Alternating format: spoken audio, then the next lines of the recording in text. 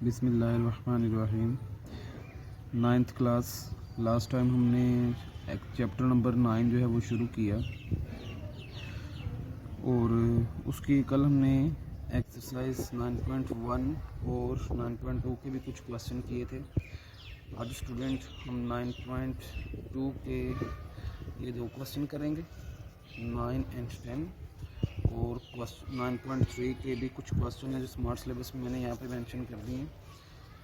और रिव्यू के question number 1 है वो एमसीक्यूज़ का है, 3 है, ये क्वेश्चन नंबर 4 है और 5 में सिर्फ डेफिनेशंस हैं। तो पहले मैं आपको बताऊंगा कि ये पैरेललोग्राम क्या होती है। पैरेललोग्राम एक ऐसी 4 साइड वाली डायग्राम है जिसकी अपोजिट साइड्स पैरेलल होती हैं। अपोजिट मतलब ये जो AB वाली साइड है ये पैरेलल है BC के, मैंने मेंशन किया। AB साइड जो है वो ये साइन पैरेलल का है।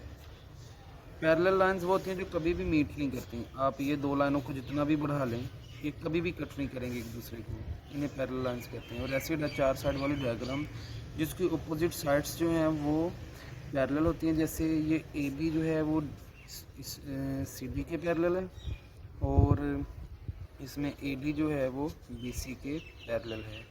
और इसमें कोई भी एंगल 90 का नहीं होता। चारों एंगल में से कोई भी एंगल जो है वो 90 का नहीं होता। ये इसकी डेफिनेशन है। अब क्वेश्चन के अंदर क्योंकि इसका इस लफ्ज़ जो है वो नाम यूज़ हुआ है, इसलिए मैंने जो है वो पहले आपको इसको डायग्राम के साथ डेफिनेशन समझाई है। क्वेश्चन नंबर 9 में लिखा हुआ है शो दैट, साबित करें, द पॉइंट MNPQ, 4 पॉइंट दिए गए हैं, are the vertices of parallelogram. Student question में वो ये कह रहा है कि क्या ये पैरेललोग्राम के वर्टिसेस हैं। वर्टिक्स कहते हैं जैसे ये एक P वर्टेक्स है, एक Q वर्टेक्स, एक M, एक N। क्या ये चारों पॉइंट्स मिलकर पैरेललोग्राम बनाते हैं? बड़ी सादा सी बात है स्टूडेंट्स। ये इसके अपोजिट साइड्स बराबर होनी चाहिए चारों, मतलब जो ये वाली PQ वाली जो साइड है इसकी वो बराबर होनी चाहिए ऊपर MN वाली साइड के, ठीक है। और NP वाली जो साइड है वो बराबर होनी चाहिए MQ वाली साइड की, मतलब ये आपस में बराबर होनी चाहिए। ये साइड इसके बराबर हो और PN वो QM के बराबर होनी चाहिए। और इसमें पाइथागोरस थ्योरम अगर हम लगाएं तो वो अप्लाई नहीं होगा क्योंकि इसमें कोई भी एंगल जो है वो 90 का नहीं। चलिए हम देखते हैं। कल स्टूडेंट हमने पिछले लेक्चर में पढ़ा था कि डिस्टेंस फार्मूला जो है वो कैसे अप्लाई करते हैं। हमारे पास यहाँ पर 2 पॉइंट है। पहले मैंने M और N का डिस्टेंस जो है वो फाइंड किया है, MN। अब इधर देखिए जो नंबर बाद में लिखा होता है ना, ये बात मैं आपको बार बार बता रहा हूँ, डिस्टेंस फार्मूला पहले भी हम कर चुके हैं। उसके पहले नंबर में से M वाले का पहला नंबर माइनस करो। देखो बाद में क्या लिखा है, N का पहला क्या है -5 और M का पहला क्या है -1। -5 में से -1 को माइनस करो और ऊपर स्क्वायर, फिर प्लस। इसी तरह N के दूसरे कोऑर्डिनेट में से M का दूसरा कोऑर्डिनेट जो है वो माइनस करो और उसका भी स्क्वायर और square root. Minus minus plus हो गया, माइनस और 3 - 4 -1 हो गया। -5 + 1 -4, ये -1 वैसे स्क्वायर माइनस प्लस कर देगा और ये 16 हो गया। इधर भी स्क्वायर माइनस को प्लस कर देगा। 1 का स्क्वायर 1 = 17। ये मेरे पास एक डिस्टेंस यहाँ पे आ गया। अब मैंने पहले ये डिस्टेंस निकाला है MN। अब आप PQ डिस्टेंस निकालें और देखें कि क्या वो MN के बराबर ही आता है। ये मैंने स्टूडेंट्स PQ डिस्टेंस निकाला है बिल्कुल वैसे ही जैसे भी मैंने आपको फार्मूला इसका बताया है। डिस्टेंस फार्मूले को अच्छी तरह से याद कर लीजिए, इसमें बहुत दफ़ा जो है वो यूज़ होगा। स्टूडेंट जब मैंने PQ डिस्टेंस निकाला वो भी 17 का स्क्वायर रूट आ गया, यानी MN भी 17 का स्क्वायर रूट है और PQ भी 17 का स्क्वायर रूट है। तो ये दोनों डिस्टेंसेस जो हैं वो इक्वल आ गए हमारे पास, ठीक है जी। अच्छा ये 2 साइड तो इक्वल आ गई हैं। अब हमने ये 2 साइड्स देखनी है कि क्या ये इक्वल हैं। एक साइड है हमारे पास PN, एक है QM। तो पहले स्टूडेंट्स मैंने NP या PN एक ही बात है, इसको PN भी लिख सकते हैं। अब P के पहले एलिमेंट में से N का पहला एलिमेंट माइनस करके होल स्क्वायर लिखो और P के पहले एलिमेंट में से N का दूसरा एलिमेंट माइनस करके ऊपर होल स्क्वायर लिखो। फिर स्टूडेंट जब आप इसे सोल्व करेंगे तो आपके पास आ गया 72 स्क्वायर रूट। ये हमारे पास एक साइड का आंसर आ गया। अब दूसरी साइड का भी आंसर निकालें आप। उसकी जब एम क्यू का मैंने डिस्टेंस फाइंड किया तो मेरे पास स्टूडेंट वही फार्मूले के जरिए उसका भी आ गया 72 स्क्वायर रूट। अब हमारे पास दोनों के आंसर जो हैं वो 72 स्क्वायर रूट आ रहे हैं। इट मीन्स के दोनों जो साइड्स हैं वो बराबर हैं। चलें स्टूडेंट, एक तो कंडीशन हो गई बराबर कि उनकी अपोजिट साइड्स इक्वल हैं। अब हमने देखना है क्या वहाँ पर पाइथागोरस थ्योरम होल्ड करता है या अप्लाई होता है। हम उसका एक डायगोनल ड्रा कर लेंगे। बेशक आप ये डायगोनल ड्रा कर लो या दूसरा डायगोनल ड्रा कर लो, एक ही बात है, एक ही आंसर आएगा। जब स्टूडेंट मैंने ये डायगोनल जो है वो ड्रा किया तो मेरे पास ये एक ट्राइंगल बन गई। ठीक है, मेरे पास ये एक ट्राइंगल बन गई PQN। अब इसमें ये हाइपोटेन्यूज है, इसको आप एन क्यू पहले वो डिस्टेंस फाइंड कर लें कि एन से क्यू तक का डिस्टेंस कितना है। डिस्टेंस फार्मूले से हमने इसका डिस्टेंस फाइंड किया, वो आ गया 125 square root by Pythagoras theorem. वो होता है hypotenuse square is equal to base square plus perpendicular square. Hypotenuse N Q है, बेस पी क्यू है, ये एन पी है। तो स्टूडेंट्स इनकी वैल्यूज़ पुट करके इसको हल करें तो हमारा आंसर जो है वो इक्वल नहीं आ रहा। अगर तो इक्वल आ जाता फिर ये पैरेललोग्राम नहीं होनी थी, क्योंकि पाइथागोरस थ्योरम इक्वल आने का मतलब ये है कि उसमें एंगल 90 का है।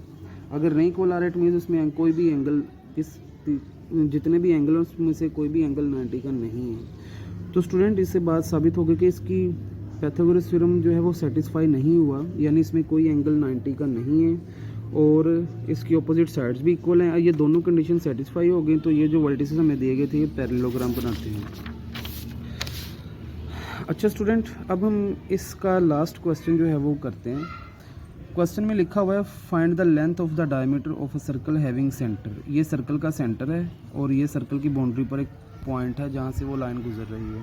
पहले मैं स्टूडेंट्स आपको बता दूं कि सर्कल के सेंटर से बाउंड्री तक का डिस्टेंस रेडियस होता है और एक बाउंड्री से दूसरी बाउंड्री तक का वो डिस्टेंस जो सेंटर से पास करता है उसको डायमीटर कहते हैं। यानी इसमें दो रेडियस होते हैं, एक सेंटर से ये डिस्टेंस, एक सेंटर से ये, यानी दो रेडियस है। डायमीटर अगर दो रेडियस को जमा कर ले तो वो डायमीटर बन जाता है, या रेडियस को 2 से मल्टीप्लाई कर देंगे, एक ही बात है, तब भी वही आंसर आएगा। अब हमें एक पॉइंट C दिया गया, एक पॉइंट P दिया गया। पहले हमने इन दोनों का डिस्टेंस फाइंड करना है, CP या PC भी लिख सकते हैं, वो रेडियस होगा। वही स्टूडेंट डिस्टेंस फार्मूले से हमें ऊपर C और P पॉइंट दिया गया है, मैंने उनका डिस्टेंस फाइंड किया जैसे भी हम सब क्वेश्चन करते आ रहे हैं। तो मेरे पास आंसर आ गया 5। ये तो आया रेडियस, लेकिन उसने पूछा है डायामीटर। अब रेडियस को 2 से मल्टीप्लाई कर दें अगर तो डायमीटर हमारे पास बन जाता है। अब स्टूडेंट हम मूव करते हैं नेक्स्ट एक्सरसाइज 9.3 पर। तो 9.3 में एक टर्म है मिड पॉइंट, जो शॉर्ट क्वेश्चन जो है मोस्टली पेपर में आ चुका है। अब हम देखते हैं कि ये मिड पॉइंट जो है वो कैसे फाइंड करते हैं। मेरे पास एक पॉइंट है P, एक पॉइंट है Q। इसके कोऑर्डिनेट हैं x1 y1, इसके हैं x2 y2। तो स्टूडेंट जब हम इनका मिड पॉइंट जो है वो फाइंड करेंगे तो mid point of PQ, M से मुराद मिड पॉइंट, इन दोनों के फर्स्ट कोऑर्डिनेट्स को जमा करके 2 पे डिवाइड कर दो, सेकंड कोऑर्डिनेट को जमा करके बस 2 पे डिवाइड कर दो। इसमें ये बात देखने की ज़रूरत नहीं है कि x2 को पहले लिखना है, x1 को आप जिसको मर्ज़ी पहले लिख सकते हैं। बस ये ख्याल रखना है कि इस पॉइंट का पहला कोऑर्डिनेट ये है, दूसरा इसका पहला कोऑर्डिनेट ये है, दोनों को जमा करके 2 पे डिवाइड करो। और इस पॉइंट का दूसरा कोऑर्डिनेट ये है, इसका दूसरा कोऑर्डिनेट जो है वो y2 है, इन दोनों को जमा करके 2 पे डिवाइड करो। इस तरह से हमारे पास मिड पॉइंट आ जाएगा। चलिए हम इसका एक क्वेश्चन करते हैं। एक्सरसाइज 9.3, इसमें हमें 2 पॉइंट दिए गए हैं A और B। हमारे पास यहाँ पर 2 पॉइंट हैं A और B, तो इनका मिड पॉइंट फाइंड करना है। देखिए 9 और 7 को जमा करके 2 पे डिवाइड करो, फिर कोमा लगाओ, फिर 2 और 2 को ऐड करके 2 पे डिवाइड करो, यानी ये ऐड होकर 16, ये ऐड होकर 4 हो गया। 16 को 2 पे डिवाइड करो 8 आ गया, 4 को 2 पे डिवाइड करो 2 आ गया। ये बस मिड पॉइंट है, बहुत आसान क्वेश्चन है। इसी तरह जब हम अब एक और क्वेश्चन करते हैं B वाला, तो एक हमें पॉइंट दिया गया है A, एक पॉइंट दिया गया है B। इनके दरम्यान हमने मिड पॉइंट निकालना है, mid point of AB M। इन दोनों के पहले कोऑर्डिनेट्स को जमा करो और 2 पे डिवाइड करो, दूसरे कोऑर्डिनेट्स को जमा करो और 2 पे डिवाइड करो। तो स्टूडेंट ये प्लस साइन चेंज नहीं करेगा, माइनस बाहर आ गया, ये भी प्लस साइन चेंज नहीं करेगा, ये माइनस बाहर आ गया, बाद में ऐड होके माइनस होके -8 हो गया, ये माइनस होके 6 हो गया, इसको 2 पे डिवाइड किया -4 आ गया, इसको 2 पे डिवाइड किया तो 3 आ गया, ये हमारा मिड पॉइंट आ गया। अच्छा, इसमें हमारे स्मार्ट सिलेबस में एक और क्वेश्चन है, क्वेश्चन नंबर 3, जो हमारे स्मार्ट सिलेबस का हिस्सा है। क्वेश्चन नंबर 3 में लिखा है prove that mid point of the hypotenuse of right angle triangle is equi distance from its 3 vertices. यानी स्टूडेंट ये मैंने एक डायग्राम भी बनाई हुई है, ये मेरे पास एक राइट एंगल ट्राइंगल है। राइट एंगल ट्राइंगल वो होती है जिसमें एक एंगल जो है वो 90 का होता है। ये इसका हाइपोटेन्यूज है यानी वितर है, उसके ऊपर एक मिड पॉइंट है। उसने कहा कि ये मिड पॉइंट P से Q से और R से बराबर फासले पे है, यानी MP, MQ और MR डिस्टेंस बराबर हैं। पहले स्टूडेंट हमने P और R का मिड पॉइंट निकाला, वो हमारे पास ये आ गया, ये जो मैंने लिखा हुआ है, ये लिखा हुआ है mid point of PR। Mid point का भी जो फार्मूला मैंने भी बताया है, P और R के पहले एलिमेंट्स को जमा करके 2 पे डिवाइड करो, इनके दूसरे एलिमेंट्स को जमा करके 2 पे डिवाइड करो। अगर स्टूडेंट आपके पास बटे में वैल्यू आ रही है तो बटे में रहने दें, उसको पॉइंट में करने की ज़रूरत नहीं है, फ्रैक्शन में ही रहने दें उसे। अब हम यहाँ पर जो है वो मिड पॉइंट हमने फाइंड कर लिया है। अब M का P से यानी MP डिस्टेंस फाइंड करेंगे, वही डिस्टेंस फार्मूले से, ठीक है। तो मेरे पास आंसर आ गया 26√2। अब M का Q से डिस्टेंस फाइंड करेंगे और M का R से, ये मैंने पहले M का R से डिस्टेंस फाइंड किया है, वही डिस्टेंस फार्मूले से। स्टूडेंट्स मैं काफ़ी बार आपको प्रीवियस लेक्चर्स में बता चुका हूँ कि डिस्टेंस कैसे फाइंड करते हैं। तो मेरे पास आंसर जो है वो फिर वही आ गया 26√2। अब स्टूडेंट पहले मैंने M का P से, M का R से और M का Q से डिस्टेंस फाइंड किया, उसी स्टूडेंट डिस्टेंस फार्मूले से। तो मेरे पास आंसर जो है फिर 26√2 आ गया। देखिए क्वेश्चन में ये था कि राइट एंगल ट्राइंगल का जो हाइपोटेन्यूज होता है, वितर होता है, उसके ऊपर जो मिड पॉइंट है, ये पहले मैंने उसका मिड पॉइंट निकाल लिया।